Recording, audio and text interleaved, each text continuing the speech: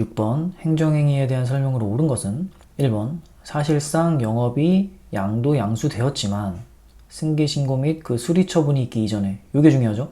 수리처분이 있기 이전이에요. 수리처분은 아직 안 됐어요. 그런데 양도인이 양수인으로 하여금 영업을 하도록 허락했다면 양수인의 영업 중 발생한 위반행위에 대한 책임, 양수인이 위반행위를 했지만 그 책임은 양도인에게 귀속된다. 이거 맞죠? 맨날 나오던 거. 수리처분이 있기 전에 양수인의 위반행위, 이거 양도인 책임이었죠?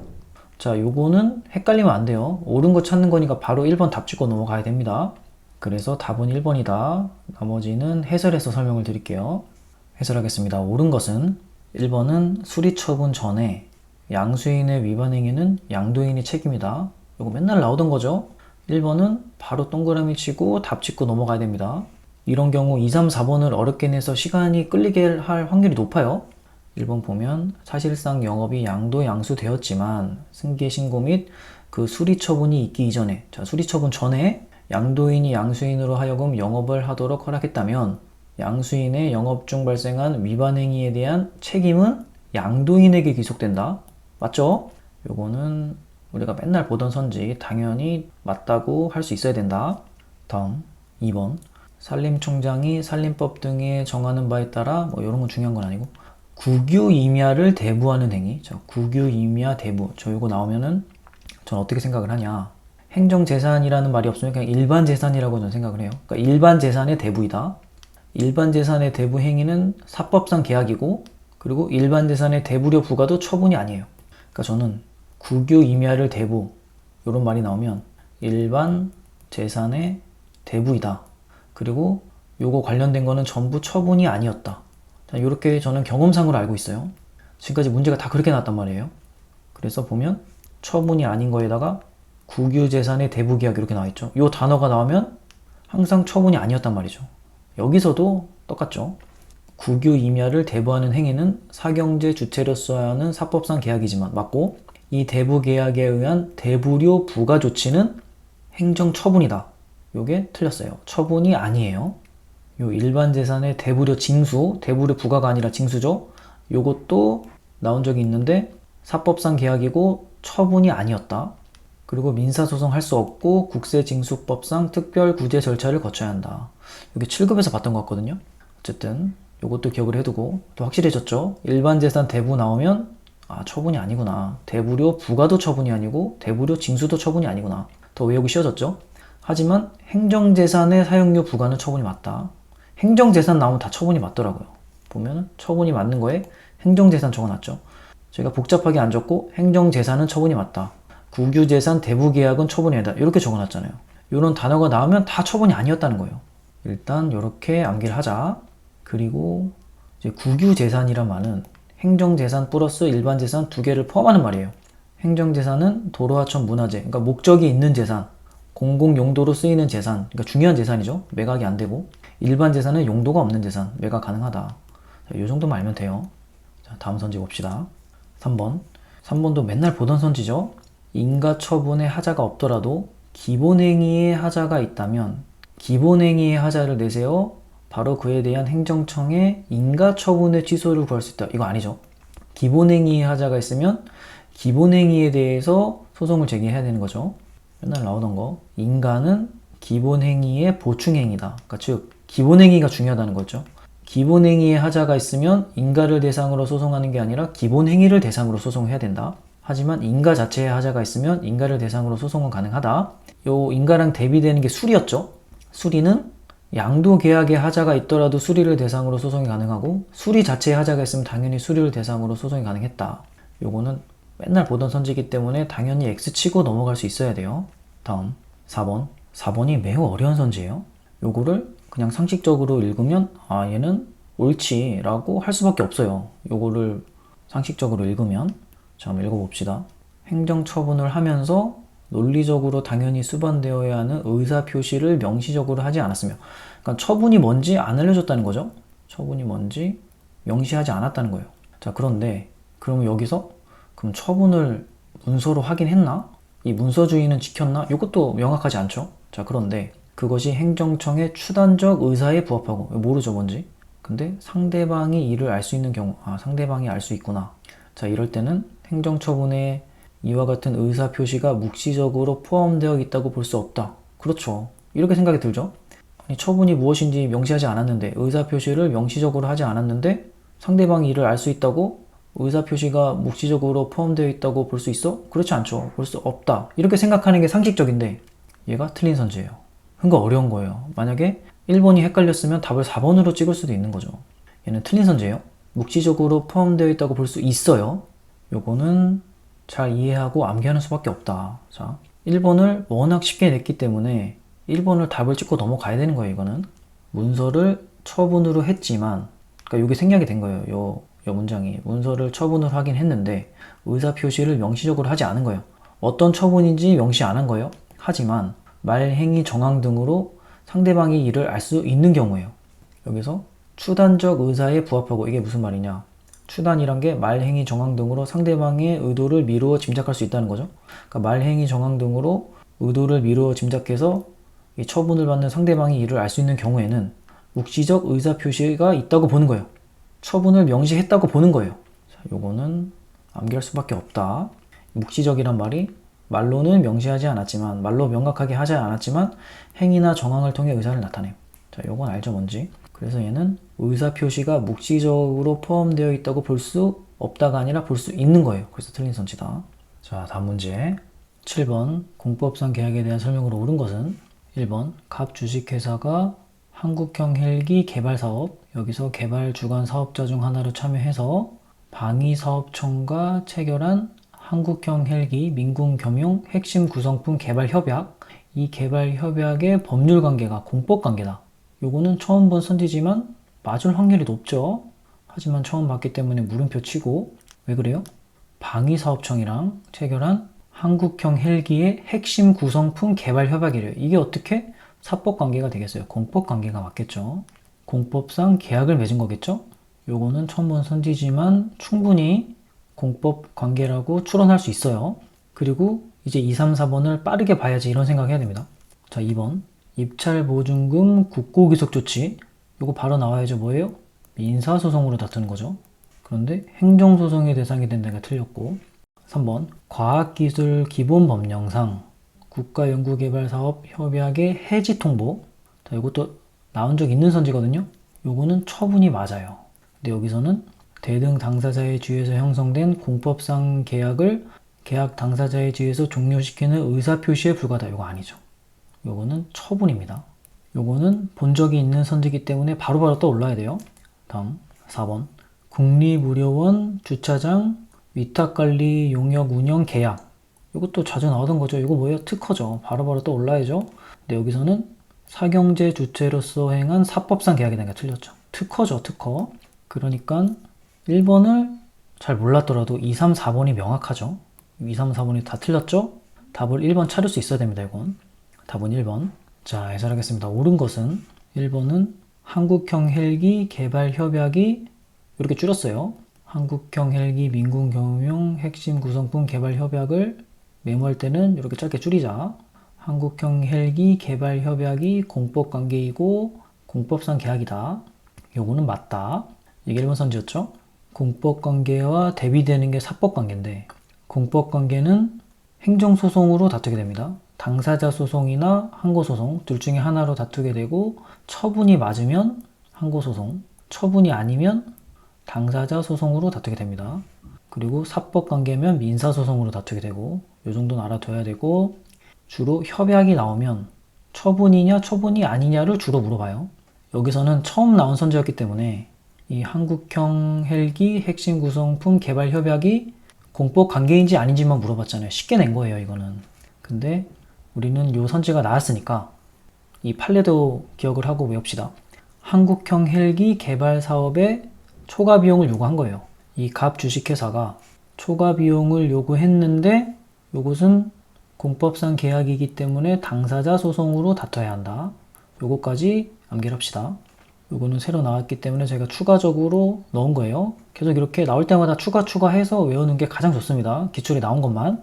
보면은 협약인데 처분이 맞으면 항고소송으로 다투게 되겠죠. 두뇌 한국 21 사업협약 해지는 처분이 맞고, 과학기술 기본법령상 사업협약 해지도 처분, 산업단지 입주계약 해지 통보도 처분, 건축협의 취소도 처분이다. 암기하고. 그런데 헷갈리는 게 두뇌 한국 20일 사업협약 해지는 처분인데 두뇌 한국 20일 사업협약 해지 플러스 자체 징계 요구까지 나오면 얘는 처분이 아니에요. 어렵죠? 그래서 두뇌 한국 20일 나오면 이 자체 징계 요구가 있는지 없는지 잘 찾아봐야 됩니다. 그리고 중소기업 정부와 사업 협약 해지도 처분이 아니고 공법상 계약이니까 당사자 소송으로 나타야 되고 1번 선지 한국형 헬기 개발 사업의 초과 비용 요구도 공법상 계약이니까 당사자 소송으로 다퉈야 되고 공익사업 토지 협의 취득 얘는 사법상 계약이다. 민사소송으로 다투고 자원해수시설 위탁 운영 협약도 사법상 계약이다. 다음 2번 입찰보증금 국고 위속 조치 요거는 땡큐죠. 민사소송 맨날 나오는 거 요거는 알고 있어야 됩니다. 행정소송의 대상이 된다가 틀렸죠. 다음 3번 요것도 나왔던 선지죠. 과학기술 기본법령상 개발사업 협약의 해지 통보는 얘는 처분이 맞아요. 이거는 암기하고 있어야 되고 대등 당사자의 공법상 계약을 종료시키는 의사표시 아니죠. 행정청이 공권력을 행사한 처분이 맞습니다. 다음 4번 이것도 자주 나오는 거 국립의료원 주차장 위탁관리 용역 운영 계약 요거는 사경제 주체로서 한 사법상 계약이 아니고 특허죠. 요거는 암기하고 있어야 된다. 특허 국립의료원 주차장 위탁 운영 계약. 자, 다음 문제 8번 기속행위와 재량행위에 대한 설명을 옳지 않은 것은 1번 쭉 읽다가 마을버스 노선 나왔죠. 마을버스 노선 중복 허용 정도 요거 행정청의 재량에 속한다. 맞죠? 요거는 바로 동그라미 칠 수 있어야 돼요. 마을버스 노선의 중복 허용 정도는 재량행위다. 그리고 2번 요것도 읽다가 대기오염물질 총량관리 사업장 설치 허가 이거 뭐예요? 나왔던 선지죠. 이거 특허죠. 특허니까 기속행위에 해당한다. 틀렸죠. 특허니까 당연히 재량행위죠. 이건 당연히 알고 있어야 되고 특허는 재량행위다. 특별히 허가해주는 거 특허를 받는 사람은 큰 금전적 이익을 보게 되죠. 그러니까 행정청이 재량을 가지고 판단해서 승인해줘야 된다. 그래서 답은 2번 찍고 넘어가야 되는 겁니다. 요거는 3번, 4번 넘어가면 틀리게 될 확률이 높아요. 이렇게 기출에 나왔던 선지를 완벽하게 외우고 보자마자 OX를 할 수 있어야 돼요. 이게 진짜 중요한 거예요. 제가 그래서 기출을 여러 번 풀어보고 완벽하게 외워라 이 말 하는 겁니다. 3번 보면 국유재산 무단 점유 등에 대한 변상금 징수의 요건은 국유재산법에 규정되어 있으므로 변상금을 징수할 것인가는 기속행위다. 그러니까 변상금 징수 여부가 기속행위다라고 물어보고 있는데 만약에 2번 선지를 잘 몰랐다면 얘를 옳지 않다고 할 확률이 높겠죠. 왜? 지금까지 나왔던 것들 뭐 예를 들면 대집행이 가능한데 꼭 대집행해야 되는 게 아니고 이행강제금을 부과할 수 있다. 이렇게 나왔던 대부분 선지에서는 이런 게 재량행위였어요. 대집행이 가능하지만 이행강제금도 부과할 수 있었단 말이에요. 대집행 안 하고. 근데 여기서는 변상금 징수 여부가 기속행위다. 변상금 징수할 수 있으면 무조건 해야 된다 이 말이잖아요. 근데 얘는 맞는 선지란 말이죠. 변상금 징수 여부는 기속행위가 맞아요. 그러니까 얘는 되게 어려운 선지인 거죠. 이제 나왔으니까 확실하게 외워야죠. 다음 4번 국토계획 및 이용에 관한 법률상 개발행위 허가는 쭉 읽다가 행정청의 재량의 판단의 영역에 속한다. 재량행위다. 이건 당연히 옳다고 표시할 수 있어야 되죠. 국토계획법의 개발행위 허가가 기속행위면 요건을 갖추면 허가해줘야 된다는 거잖아요. 그건 당연히 아니겠죠. 행정청이 재량을 가지고 판단하고 승인해줘야겠죠. 그래서 답은 2번이다. 자, 해설하겠습니다. 옳지 않은 것은 1번 마을버스 노선 중복 허용 정도 요거 예외적 허가고 재량행위다. 요건 암기해야죠. 마을버스 노선을 정함에 있어서 기존 일반 노선과의 중복 허용 정도는 재량에 속한다. 맞죠? 이렇게 기출에 나왔던 것을 정리하면서 외우는 게 가장 좋습니다. 다음 2번 여기서도 대기오염물질 총량관리 사업장 설치 요거는 특허다. 요걸 알고 있어야 되고 그러니까 대기오염물질 총량관리 사업장 설치의 허가는 부작위의 의무를 해제해주는 행위로서 그 처분의 여부 및 내용의 결정은 기속행위에 해당한다. 아니죠. 기속행위 아니고 재량행위다. 특허니까 당연히 재량행위다.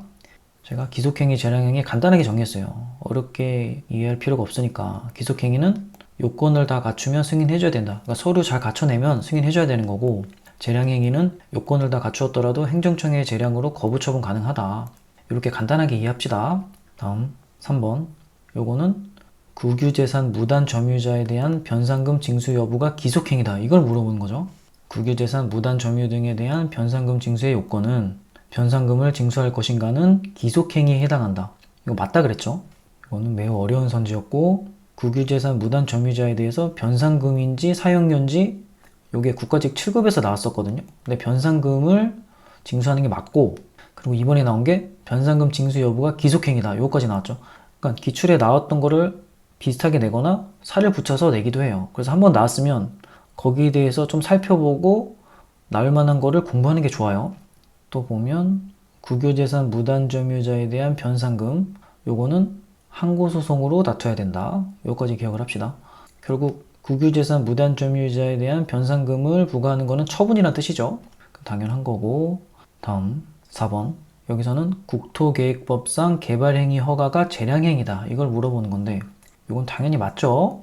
국토계획 및 이용에 관한 법률 개발행위 허가는 허가 기준 및 금지 요건이 불확정 개념으로 규정된 부분이 많아 그 요건에 해당하는지 여부는 행정청의 재량 판단의 영역에 속한다. 맞죠? 이 중간 부분을 틀리게 내진 않아요. 이 부분을 틀리게 내고 이 부분을 맞게 내서 막 어렵게 내진 않는다는 거죠. 물론 이 부분도 읽긴 해야 되지만 중요한 부분을 집중해서 읽어야 된다. 이 말 하는 거예요. 근데 이 국토계획법상 개발행위 허가가 이게 특허인지 예외적 허가인지 분류하려고 했는데 결국은 못했어요. 결국은 판례를 보고 찾아야 되는데 재량행위다 이런 판례만 있어서 찾진 못했다. 그러니까 이렇게만 문제를 낼 거예요 아마. 국토계획법상 개발행위 허가는 재량행위다. 이건 당연히 상식적으로 이해할 수 있죠. 암기하지 않더라도. 그렇다. 다음 문제 9번. 행정절차법상 행정절차에 대한 설명으로 옳은 것은 1번. 행정청은 행정입법안에 관하여 공청회를 마친 후에 입법할 때까지 새로운 사정이 발견되어 공청회를 다시 개최할 필요가 있다고 인정할 때는 공청회를 다시 개최하여야 한다. 이건 처음 보는 선지죠. 모르죠. 일단 물음표 치고 넘어가야 돼요. 하지만 공청회를 마친 후, 그러니까 공청회를 한번 한 다음에 다시 개최할 필요가 있을 때 공청회를 개최해야 하냐 아니면 할 수 있냐, 이 두 개를 물어본다는 건 알아야 돼요. 일단 물음표 치고. 다음 2번. 기화는 성질상 행정 절차를 거치기 곤란하거나 거칠 필요가 없다고 인정되는 사항이 아니므로 틀렸죠? 사항 맞죠? 그리고 처분 이유 제시를 규정한 행정절차법이 적용된다. 아니죠. 적용되지 않죠? 요거는 많이 본 선지니까 바로 풀 수 있어야 돼요. 기화는 행정절차법이 적용되지 않고, 왜? 행정절차를 거치기 곤란하거나 거칠 필요가 없다고 인정되는 사항이 맞으니까. 다음 3번. 국가에 대해 행정처분할 때도 사전통지, 의견 청취, 이유 제시와 관련한 행정절차법이 그대로 적용된다고 보아야 한다. 이것도 모르죠. 물음표 치고. 다음 4번. 다수의 당사자 등에 의해 선정된 대표자가 있는 경우 당사자 등은 직접 또는 그 대표자를 통하여 행정절차에 관한 행위를 할 수 있다. 요거는 틀렸죠. 여기서 물어보는 게 뭔지는 알아야죠. 대표자가 있을 때 당사자 등은 직접 할 수 있냐, 대표자를 통해서만 할 수 있냐, 둘 다 할 수 있냐, 이걸 물어본다는 건 알아야 돼요. 그런데 대표자가 있으면 직접 할 수는 없어요. 대표자를 통해서만 행정절차에 관한 행위를 할 수 있어요. 그래서 틀렸다. 요거는 제가 알고 있었는데 이건 국무원 9급에서 나왔더라고요. 국무원 9급. 그래서 모를 수도 있었죠. 그래서 이 9번은 어려운 문제였어요. 일단 저는 2번, 4번은 틀렸으니까 1번, 3번 중에 답이 있겠네는 알았어요. 뭐 어떻게 풀었냐. 이제 1번을 다시 읽었는데, 그러니까 공청회를 다시 개최해야 되냐.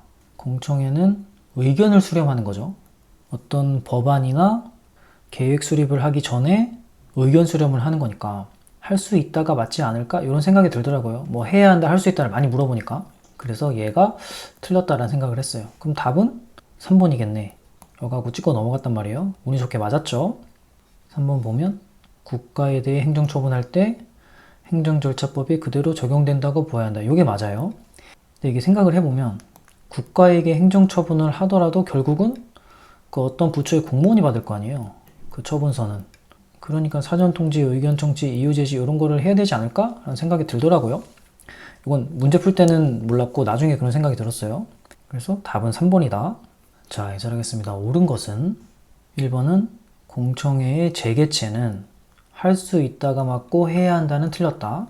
이걸 물어보는 거죠. 나왔으니까 외우면 되죠. 공청회의 재개최는 할 수 있다가 맞다.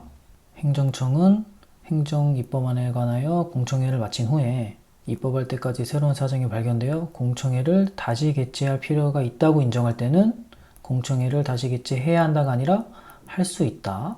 그리고 보통 공청회랑 청문회를 비교하거나 바꿔서 내는 문제가 많이 나와요. 저는 헷갈려서 청문회가 더 센 거다 이렇게 그냥 암기를 했어요.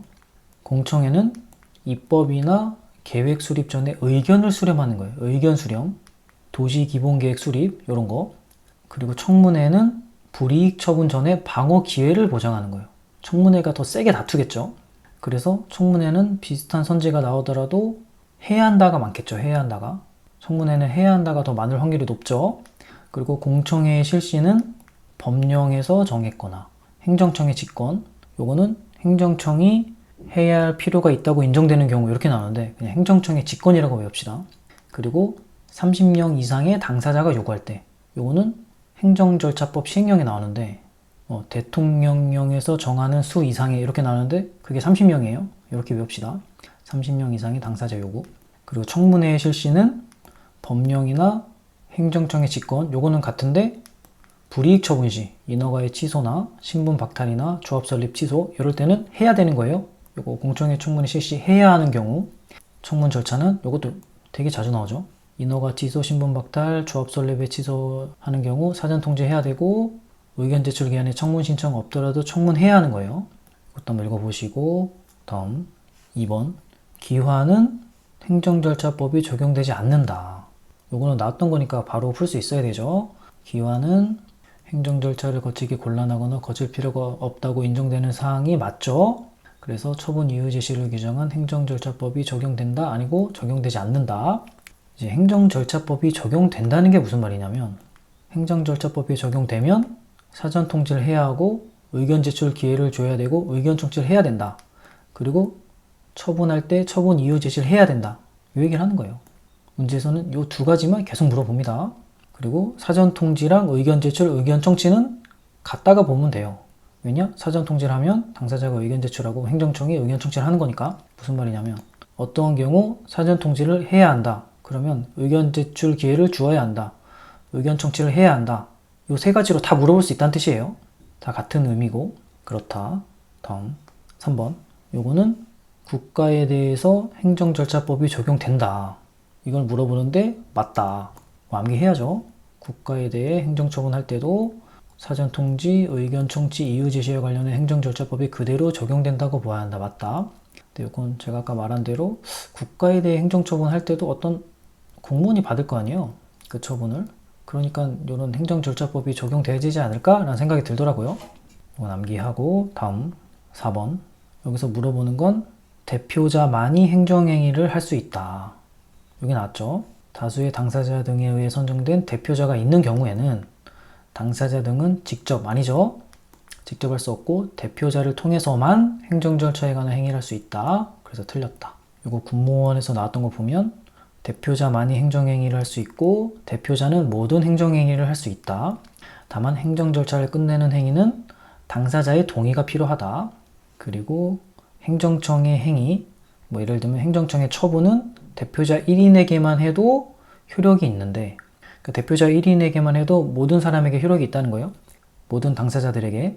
하지만 행정청의 통지는 대표자 1인에게만 하면 효력이 없고 모든 당사자들에게 다 통지를 해야 효력이 발생한다. 전달이 된 거다. 그 얘기를 하는 거예요. 그렇다. 자, 다음 문제 10번 정보 공개에 대한 설명으로 옳은 것만 모두 고르면 기억, 정보 비공개 결정에 대하여 이의 신청이 있는 경우 국가기관 등은 정보공개 심의회를 개최해야 하는데 법령에 따라 비밀로 규정된 정보에 대한 청구에 해당하는 경우에는 정보공개 심의회를 개최하지 아니할 수 있다. 자, 일단 처음 보는 선지니까 물음표 치지만 O에 가까운지 X에 가까운지는 치고 넘어가야 돼요. 자, 생각해 봅시다. 비밀로 규정된 정보는 비공개할 수도 있는 거잖아요.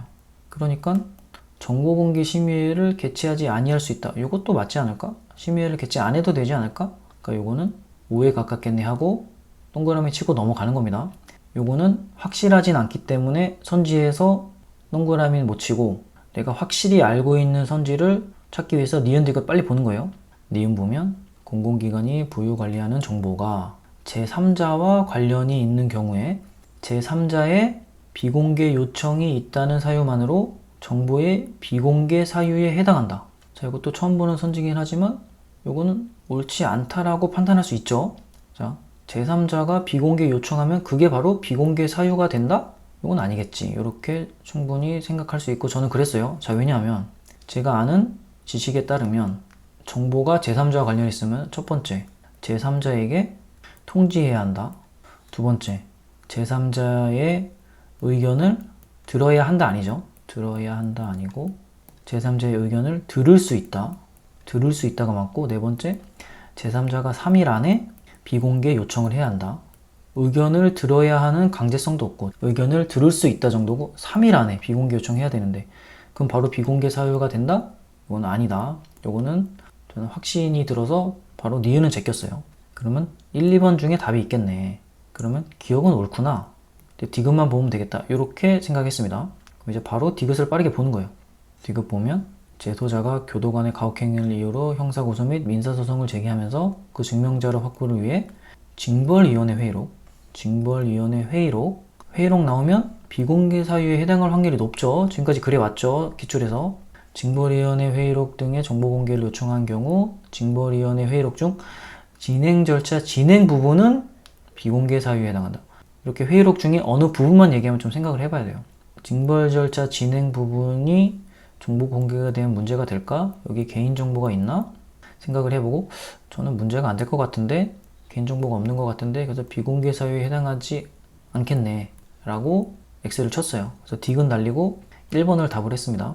실제로 1번이 답이었고 보통 이제 회의록이 나오면 선지에서 뭐 이름이나 어떤 개인정보는 뭐 비공개 정보다 이렇게 쉽게 줬었죠. 그래서 회의록 나오면은 그게 비공개 정보다라고 쉽게 판단할 수 있었는데 여기서는 어렵게 줬죠.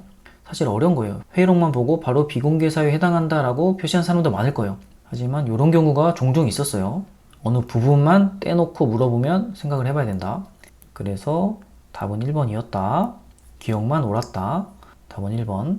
자, 해설하겠습니다. 옳은 것만 모두 고르면 기억은 비밀로 규정된 정보는 정보공개 심의회를 개최 안 해도 된다.